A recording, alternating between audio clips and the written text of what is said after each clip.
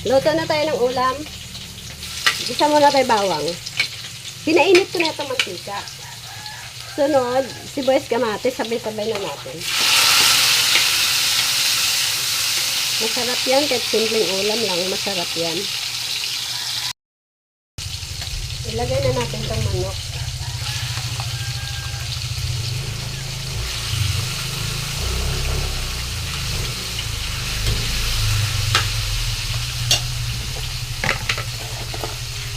Lagyan na natin ng asin. Lagyan natin ng paminta, durog, pampalasa. Takipan muna natin. Kalating tasang tubig.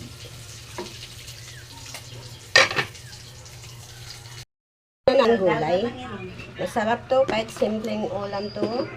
Basta masarap yung pagkaluto. Naku, magustuhan ng mga kasamahan nito. Masarap to. Takipan ko muna. Puro daldal lang yan.